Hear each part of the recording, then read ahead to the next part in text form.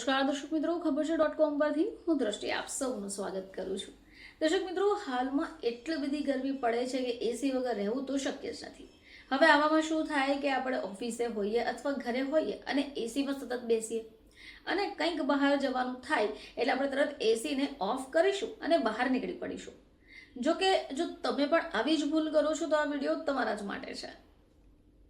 તો ઉનાળામાં લાંબા સમય સુધી એસીમાં રહો અને પછી બહાર જો નીકળી જાઓ તો તમને સમસ્યાઓ થઈ શકે. હવે ઉનાળાની ઋતુ પોતાનો કહેર બતાવી રહી છે. દિવસને દિવસે તાપમાન જે છે એ વધ્યા જ કરે છે. હવે મોટાભાગની ઓફિસોમાં તમે જોતા જ હશો કે એસી સતત ચાલતું હોય છે. લોકો લાંબા સમય સુધી ઠંડક ભર્યા વાતાવરણમાં રહે છે.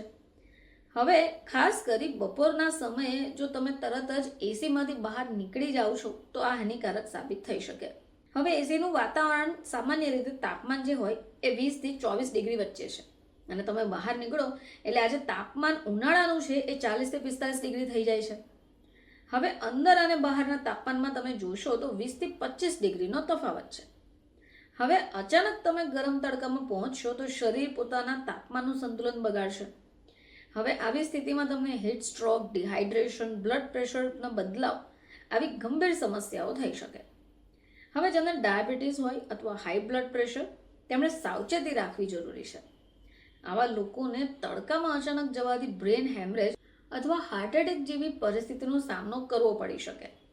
લાંબા સમય સુધી તમે એસીમાં બેસી રહો અને તડકામાં બહાર અચાનક નીકળશો તો તમને ચક્કર આવવા, ગભરાટ થવું, વોમિટિંગ થવું, ધબકારા વધી જાય એવા લક્ષણો જો જણાય તો તમારે તબીબનો સંપર્ક કરવો જોઈએ. હવે એ સિવાય તમારે એસીમાંથી જ્યારે બહાર નીકળો તો અમુક સાવધાની પણ રાખો. તડકાના તીવ્ર પ્રભાવથી તમને આ સાવધાની બચાવશે. જેમ કે બહાર નીકળતા પહેલા થોડો સમય ઓફિસના એન્ટ્રી એરિયામાં અથવા નોન એસી વિસ્તારમાં ઉભા રહો. શરીરને તડકાનો સામનો કરવા માટે તૈયાર કરો.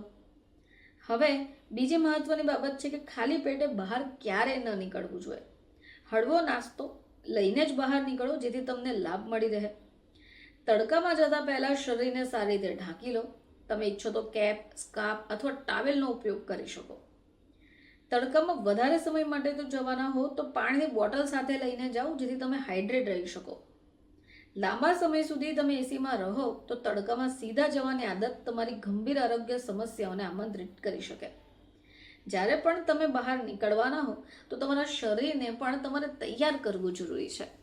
દર્શક મિત્રો, જો તમે સીધા જ એસીની ઠંડક હવામાંથી બહાર તડકામાં જતા રહેશો તો તમારા શરીરને ઘણી બધી સમસ્યાનો સામનો કરવો પડી શકે તેમ છે. ફરીથી તમારી સમક્ષ હાજર થઈશું. ત્યાં સુધી જોતા રહેજો ખબર છે .com.